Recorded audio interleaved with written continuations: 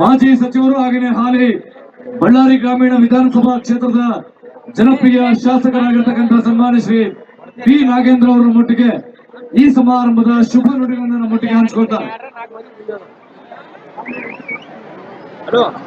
ಎಲ್ರಿಗೂ ನಮಸ್ಕಾರ. ಈಗಾಗಲೇ ಕೂಡ ನನಗಿಂತ ಪೂರ್ವದಲ್ಲಿ ನಮ್ಮ ಜಮೀರಣ್ಣವರು ಉತ್ಸವದ ಬಗ್ಗೆ ಮತ್ತು ನಮ್ಮ ಶಾಸಕರು ನನ್ನ ಆತ್ಮೀಯ ತಳ್ಳರ ಬಗ್ಗೆ ನಮ್ಮ ತಮ್ಮನ ಬಗ್ಗೆ ಕೂಡ ಬಹಳಷ್ಟು ಅದ್ಭುತವಾದಂತ ಮಾತುಗಳನ್ನ ಹೇಳಿದ್ರು. ಈ ವೇದಿಕೆ ಮೇಲೆ ಕಂಪನಿ ಉತ್ಸವದ ವೇದಿಕೆ ಮೇಲೆ ಆಸೀನರಾಗಿರುವಂತ ನನ್ನ ನೆಚ್ಚಿನ ನಾಯಕರು ಮತ್ತು ಬಳ್ಳಾರಿ ಜಿಲ್ಲೆಯ ಉಸ್ತುವಾರಿ ಸಚಿವರಾದಂತ ಜಮೀರ್ ಅಣ್ಣನವರೇ, ಮತ್ತೊಬ್ಬ ಈ ಭಾಗದ ಹೆಸರಾದಂತ ಶಾಸಕ ಅಂತ ಹೇಳಿಕ್ಕೆ ಬಹಳ ಸಂತೋಷ ಆಗುತ್ತೆ. ಒಬ್ಬರನ್ನ ನೀರ್ ಸಾಹೇಬ್ ಅಂತ ಹೇಳಿ ಕರಿತಾ ಇದ್ರು ನಮ್ಮ ಮೈಸೂರು ಭಾಗದಿಂದ ಬಂದಾಗ. ಇವತ್ತು ಗಣೇಶನ್ ಕೂಡ ಬರೀ ಕಂಪ್ನಿ ಗಣೇಶ್ ಅಂತ ಹೇಳಲ್ಲ, ಕಾಲುವೆ ಮೇಲೆ ಓಡಾಡುವಂತ ಶಾಸಕ, ಕಾಲುವೆಗೆ ನೀರು ತೊಂದರೆ ಆದ್ರೆ ನೀರು ತರುವಂತ ಶಾಸಕ, ರೈತರಿಗೆ ತೊಂದರೆ ಆದ್ರೆ ಹಗಲು ಇರುಳು ಅನ್ನದೇ ಕೆಲಸ ಮಾಡುವಂತ ಶಾಸಕ ನಮ್ಮ ಗಣೇಶ್ ಅಂತ ಹೇಳಿಕ್ಕೆ ನಾನು ಇಷ್ಟಪಡ್ತೀನಿ. ಅದಂತ ನಮ್ಮ ಶಾಸಕರಂತ ಗಣೇಶ್ ಅವರೇ, ಮತ್ತೊಬ್ಬ ಕಿರಿಯ ಮತ್ತು ಯಂಗ್ ಮತ್ತು ಫೈರ್ ಆಗಿರುವಂತ ನಮ್ಮ ಬಳ್ಳಾರಿ ನಗರ ಶಾಸಕರಾದಂತ ಭರತ್ ರೆಡ್ಡಿ ಅವರೇ, ಮತ್ತೊಬ್ಬ ನಮ್ಮ ಆತ್ಮೀಯ ಅಣ್ಣನಾಗಿರುವಂತ ನಾಗರಾಜ್ ಅವರೇ, ಲಕ್ಷ್ಮಣ್ ಅವರೇ, ಚಿದಾನಂದಪ್ಪನವರೇ, ವಾಸಣ್ಣನವರೇ. ಈ ಕಾರ್ಯಕ್ರಮ ನಾನ್ ನೋಡ್ತಾ ಇದ್ದೆ, ಅಲ್ಲಿಂದ ಬರ್ತಾ ಇದ್ದೆ. ಬಳ್ಳಾರಿಯಿಂದ ಬರ್ಬೇಕಾದ್ರೆ ಕಂಪ್ನಿಯಲ್ಲಿ ಹೆಂಗಪ್ಪ ಉತ್ಸವ ಮಾಡ್ತಾರೆ ಅಂತ ಹೇಳಿ ಹೇಳ್ತಾ ಇದ್ರೆ, ಆದ್ರೆ ಇಲ್ಲಿ ಬರ್ತಾ ಬರ್ತಾ ನೋಡಿದಾಗ, ಈ ಜನಸಾಗರವನ್ನು ನೋಡಿದಾಗ ಗಣೇಶ್ ಅವರು ಕಂಪ್ನಿ ಉತ್ಸವ ಯಾವ ರೀತಿ ಮಾಡ್ಯಾರ ಅಂತ ಹೇಳಿ ಅಲ್ಲಿ ಮುಂಬೈದಲ್ಲಿ ನೋಡಿದಾಗ ಅರ್ಥ ಆಗ್ಬಿಡ್ತು. ಇಲ್ಲಪ್ಪ, ಇದು super hit programme, 100 days programme ಅಂತ ಇಲ್ಲಿ ಹೆಂಗಾಗುತ್ತೆ ಅಂತ ಒಂದು ಪ್ರೋಗ್ರಾಮ್ ನಮ್ಮ ಕಂಪ್ನಿಯಲ್ಲಿ ಮಾಡಿದಾರೆ ಅಂತೇಳಿ ಮನವರಿಕೆ ಆಯ್ತು. ಈ ಸಾಂಸ್ಕೃತಿಕ ನಗರದಲ್ಲಿ ಇವತ್ತು ಕಂಪ್ನಿಗೆ ವಿಶೇಷವಾದಂತ ಸ್ಥಾನಮಾನ ಇದ್ದಾಗ ಇವತ್ತು ನಮ್ಮ ಗಣೇಶ್ ಅವರು ಈ ಉತ್ಸವವನ್ನು ಮಾಡ್ಬೇಕಂತೇಳಿ ಮೊನ್ನೆ ಅಸೆಂಬ್ಲಿ ನಡಿಬೇಕಂತ ಸಂದರ್ಭದಲ್ಲಿ ಕೂಡ ಯಾವ ರೀತಿ ಮಾಡ್ಬೇಕಂತೇಳಿ ಬಹಳ ಕನ್ಫ್ಯೂಸ್ ಆಗಿದ್ರು. ಇವತ್ತು ಮಾನ್ಯ ಶಾಸಕರು ಅವರ ಕಾರ್ಯವೈಖರಿ ಹೆಂಗಿರ್ತಾರೆ ಅಂದ್ರೆ, ನನ್ನನ್ನು ಕೂಡ ನಮ್ಮ ಫೈನಾನ್ಸ್ ಸೆಕ್ರೆಟರಿ ಹತ್ರ ಕರ್ಕೊಂಡೋದ್ರು, ಅಂಜುಮ್ ಪರ್ವೇಶ್ ಸಾಹೇಬ್ರ ಹತ್ರ. ಜಮೀರಣ್ಣವ್ರೆ, ಯಾವ ರೀತಿ ಕೆಲಸ ಮಾಡಿಸ್ಕೊಂಡವ್ರು ಗೊತ್ತಾ ಈ ಕಂಪ್ನಿ ಉತ್ಸವನ? ನಾವು ಇಲ್ಲಿಂದ ನಾನು, ನಮ್ಮ ಶಾಸಕರು, ನಮ್ಮ ಭರತ್ ಅವರು, ನಮ್ಮ ಗಣೇಶ್ ಅವರು, ಬಹಳಷ್ಟು ಜನ ಎಲ್ಲರೂ ಸೇರಿ ನಮ್ಮ ಕನಕ ಉತ್ಸವ ನೋಡ್ಲಿಕ್ಕೆ ಮಾನ್ಯ ಡಿ ಕೆ ಶಿವಕುಮಾರ್ ಸಾಹೇಬರು ಮಾಡಿದಂತ ಕನಕ ಉತ್ಸವಕ್ಕೆ ಹೋಗಿದ್ವಿ.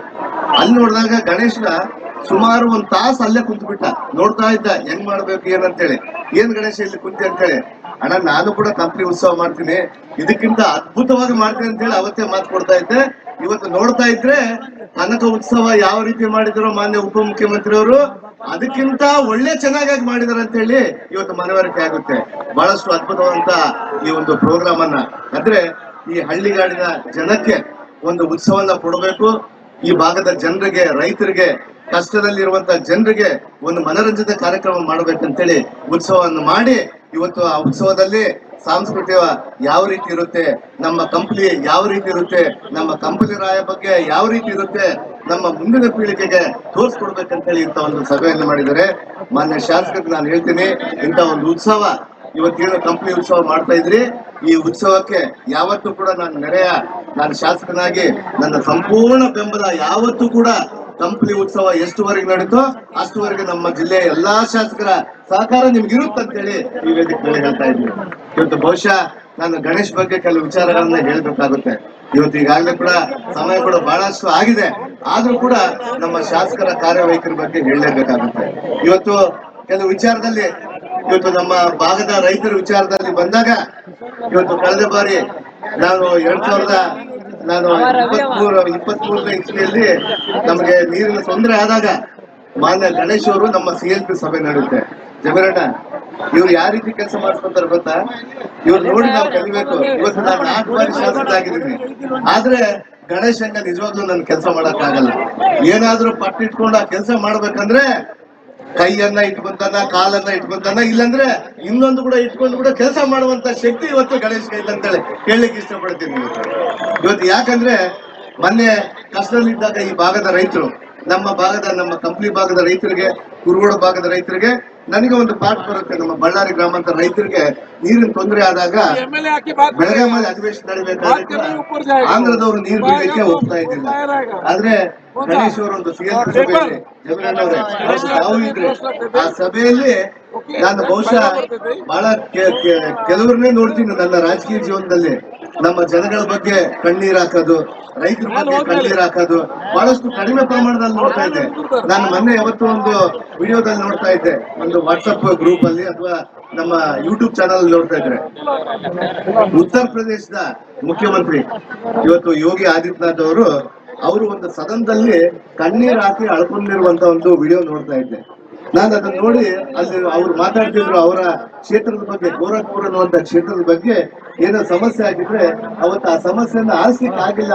ಸದನದಲ್ಲಿ ಅವರು ಕಣ್ಣೀರ್ ಹಾಕಿ ಅದನ್ನ ಹೇಳ್ತಾ ಇದ್ರು, ನನಗೆ ನನ್ನ ರೈತರದ್ದು ನನ್ನ ಯಾವ್ದಾವ್ದೋ ತೊಂದರೆಗಳಿದೆ ಸಪೋರ್ಟ್ ಮಾಡ್ಬೇಕಂತ ಹೇಳಿದಾಗ ಸ್ಪೀಕರ್ ಅವರು ಅಲ್ಲಿಂದ ಎದ್ದು ನೀವು ಕಣ್ಣೀರ್ ಹಾಕ್ಬೇಡಿ, ನಿಮ್ಮ ಕಣ್ಣೀರಿಗೆ ವ್ಯಾಲ್ಯೂ ಕೊಡ್ತೀವಿ ಅಂತ ಹೇಳ್ತಾ ಇದ್ರು. ಅದಾದ ನಂತರ ನಾನು ಎರಡನೇ ವ್ಯಕ್ತಿಯನ್ನ ಕಣ್ಣೀರ್ ಹಾಕಿ ನಮ್ಮ ಕ್ಷೇತ್ರದ ಜನತೆ ಬಗ್ಗೆ, ನಮ್ಮ ಕ್ಷೇತ್ರದ ರೈತರ ಬಗ್ಗೆ ಕಣ್ಣೀರ್ ಹಾಕಿರುವಂತ ಒಬ್ಬ ವ್ಯಕ್ತಿ ನೋಡಿ ಅಂದ್ರೆ ನನ್ನ ಸೋದರರಾಗಿರುವಂತ ಗಣೇಶ್ ಅಂತ ಹೇಳಿಕ್ಕೆ ನಾನು ಇಷ್ಟಪಡ್ತೀನಿ. ಆ CLP ಸಭೆಯಲ್ಲಿ ಅವತ್ತು ತಮ್ಮೆಲ್ಲ ಕೂಡ ಗೊತ್ತಿರುತ್ತೆ. ಆದ್ರೂ ಕೂಡ ನಾನು ಇವತ್ತು ಮತ್ತೊಮ್ಮೆ ತಮಗೆ ಹೇಳ್ತೀನಿ ಯಾವ ರೀತಿ ಇವರ ಕಾರ್ಯವೈಖರಿ ಇರುತ್ತೆ ಅಂತ ಹೇಳಿ. ನಾವೆಲ್ಲ ಮಾತಾಡ್ತಾ ಇದ್ವಿ, ನಮಗೆ ಗೊತ್ತು ಹೆಂಗಾದ್ರು ಮಾಡಿ ನೀರು ಬಿಡ್ತಾರ ಅಂತ ಹೇಳಿ. ಆಂಧ್ರ ಗೌರ್ಮೆಂಟ್ಗೆ ಮತ್ತು ನಮ್ಮ ತೆಲಂಗಾಣ ಗೌರ್ಮೆಂಟ್ ಕೇಳಿದಾಗ ನೀರು ಬಿಡಕ್ ಆಗಲ್ಲ ಅಂತ ಹೇಳಿದ್ರು.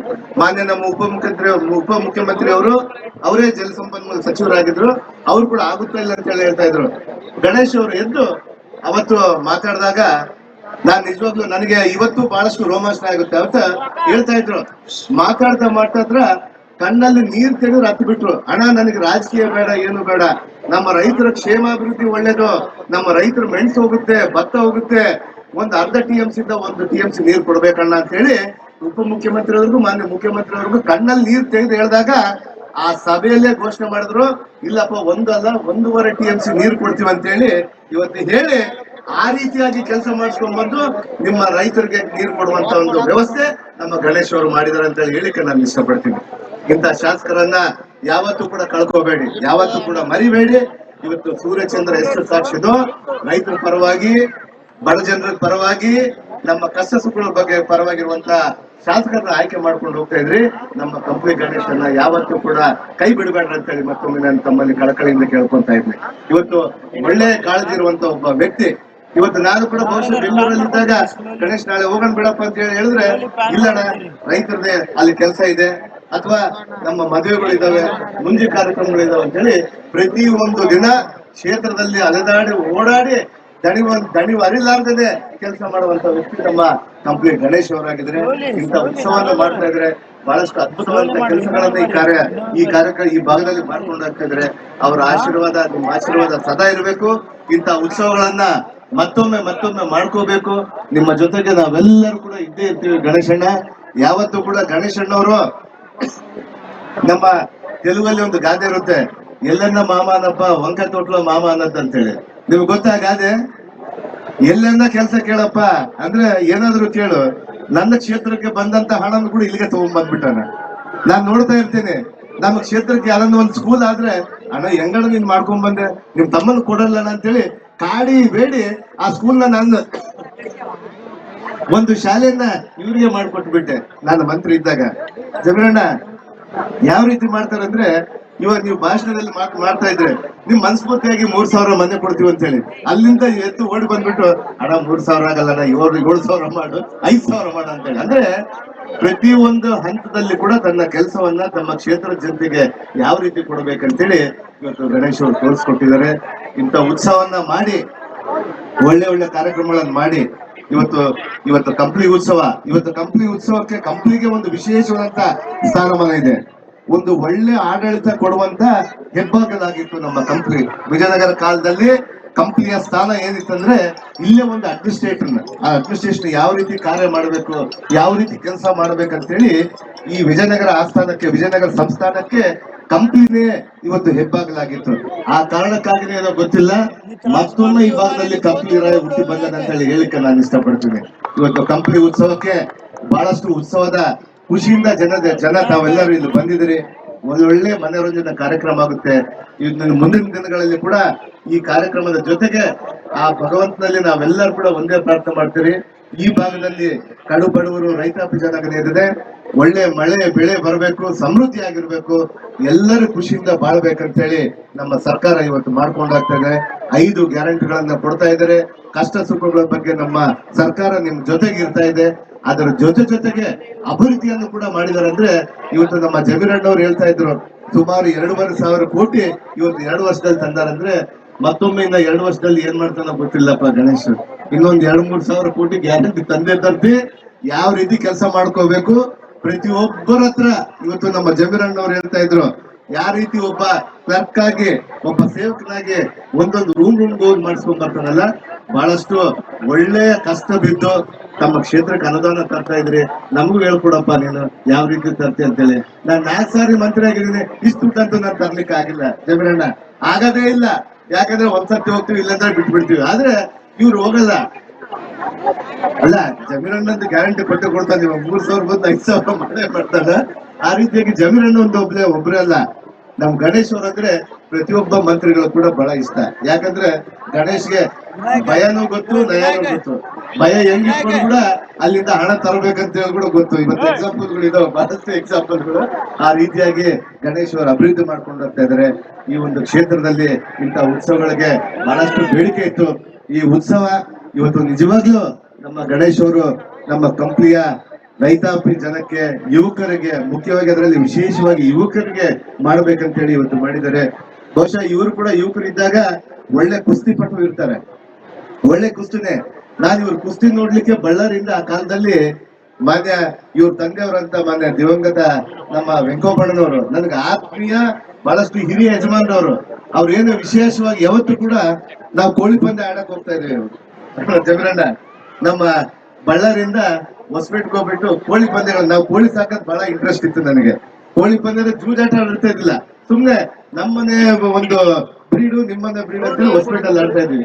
ಆ ಹೊಸಪೇಟೆಲ್ಲಿ ಆಡಿ ಹೋದ್ಮೇಲೆ ಕಂಪ್ನಿಯ ನಮ್ಮ ದಿವಂಗತ ವೆಂಕಟರಮಣನವರು ನನ್ನ ಮನೆ ಕರ್ಕೊಂಡು ಹೋಗಿ ಒಳ್ಳೆ ಊಟ ಮಾಡಿಸಿ ಅವತ್ತು ಹೇಳ್ತಾ ಇದ್ರು, ಗಣೇಶ್ ನೋಡಪ್ಪ ಒಳ್ಳೆ ಏನೇನು ಎಲ್ಲೆಲ್ಲ ಓಡಾಡ್ತಾನ, ಅವ್ನು ಏನಾಗ್ತಾನ ಅಂತ ಹೇಳ್ತಾ ಇದ್ರು. ಇವತ್ತು ಭಗವಂತ ಇವತ್ತು ಮೇಲೆ ನೋಡ್ತಾ ಇರ್ತಾರೆ. ವೆಂಕಟರಮಣನವರ ಆತ್ಮ ಇವತ್ತು ಮೇಲಿಂದ ನೋಡ್ತಾ ಇರುತ್ತೆ. ಇವತ್ತು ನನ್ನ ಮಗ ಪ್ರಯೋಜಕ ಆಗಿದಾನಪ್ಪ, ಕಂಪ್ನಿಗೆ ಒಳ್ಳೆ ಸೇವಕನಾಗಿ ಕೆಲಸ ಮಾಡ್ತಿದೆ ಅಂತ ಹೇಳಿ ಮೇಲಿಂದ ನೋಡ್ತಿದ್ದಾರೆ.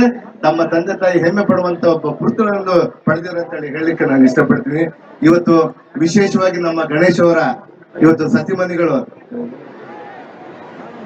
ಮಾನ್ಯ ಶ್ರೀದೇವಿ ಅವರು ಇವತ್ತು ತಮ್ಮ ಮದುವೆ ವಾರ್ಷಿಕ ದಿನೋತ್ಸವ ಅಂತ ಹೇಳ್ತಾ ಇದ್ದಾರೆ. ತಮಗೆ ಈ ವೇದಿಕೆ ಮೂಲಕ ನಮಗೆ ನಿಜವಾಗ್ಲೂ ನಮ್ಮ ಮನಸ್ಫೂರ್ತಿಯಾದಂತ ಹೃದಯಪೂರ್ವಕವಾದಂತ ಒಂದು ಧನ್ಯವಾದಗಳನ್ನು ತಮಗೆ ಹೇಳ್ತಾ ಇದ್ವಿ. ಮುಂದೆ 29ನೇ ನಾಟೌಟ್ ವರ್ಷ, 21ನೇ ನಾಟೌಟ್ ವರ್ಷ ಅಂತ ಹೇಳ್ತಾರೆ. ಯಾವತ್ತೂ ಇದೇ ರೀತಿಯಾಗಿ ತಮ್ಮ ಜೀವನದಲ್ಲಿ ಸುಖವನ್ನೇ ಬಯಸಿ ತಮ್ಮ ಸುಖ ಶಾಂತಿಯಿಂದ ಸಮೃದ್ಧಿಯಿಂದ ತಮ್ಮ ಕುಟುಂಬ ಇರಬೇಕು. ನಮ್ಮ ಗೌರವ ಆಗಿರ್ಬೋದು, ಗೋಕುಲ ಆಗಿರ್ಬೋದು, ಮುದ್ದಾದಂತ ಒಂದು ಸಂಸಾರ ಇದೆ. ನಮ್ಮ ಮಗಳು ಬಹಳಷ್ಟು ಚೊಕ್ಕದಾದ ಸಂಸಾರಕ್ಕೆ ಯಾವತ್ತೂ ಕೂಡ ಯಾರ ಕಣ್ಣ ದೃಷ್ಟಿ ಬೀಳಬಾರದು ಅಂತ ಹೇಳಿ ತಮಗೆ ಮತ್ತೊಮ್ಮೆ ನಮ್ಮ ಮದುವೆ ವಾರ್ಷಿಕ ದಿನೋತ್ಸವದ ಶುಭಾಶಯಗಳನ್ನು ಹೇಳ್ತಾ, ನಮ್ಮ ಗಣೇಶ್ ಅವರು ಯಾವತ್ತೂ ಕೂಡ ಇಂಥ ಉತ್ಸವಗಳನ್ನ ಮತ್ತೊಮ್ಮೆ ಮಾಡಿ ಇವತ್ತು ನಮ್ಮ ಜಮೀರಣ್ಣವರು ಒಂದು ಮಾತು ಕೊಟ್ಟಿದ್ದಾರೆ. 2027ಕ್ಕೆ ಕಂಪ್ನಿ ಉತ್ಸವಕ್ಕೆ ಮಾನ್ಯ ಮುಖ್ಯಮಂತ್ರಿ ಅವರನ್ನು ಕರ್ಕೊಂಡು ಬರ್ತಾರೆ ಅಂತ ಹೇಳಿ. ಇವತ್ತು ಅದರಲ್ಲಿ ನಾನು ಒಬ್ಬ ಭಾಗಿಯಾಗಿ ಒಂದು ಹೆಜ್ಜೆ ಮುಂದೆ ಹೋಗಿ ನಮ್ಮ ಜಮೀರಣ್ಣನ ಜೊತೆಗೆ ನಾನು ಇರ್ತೀನಿ. ನಮ್ಮ ಸರ್ಕಾರ ಇಡೀ ಸರ್ಕಾರನ್ನೇ ಇಲ್ಲಿ ತಂದು ಕಂಪ್ನಿ ಉತ್ಸವನ್ನ ವಿಶೇಷವಾಗಿ ವಿಜೃಂಭಣೆಯನ್ನ ಅಂತ ಹೇಳಿ ನಮ್ಮ ಎಲ್ಲಾ ಜನತೆಗೆ ಒಳ್ಳೇದಾಗ್ಬೇಕಂತ ಹೇಳಿ ನನ್ನ ಮಾತುಗಳನ್ನು ಮುಗಿಸ್ತಾ ಇದ್ದೀನಿ. ಜೈ ಹಿಂದ್, ಜೈ ಕರ್ನಾಟಕ.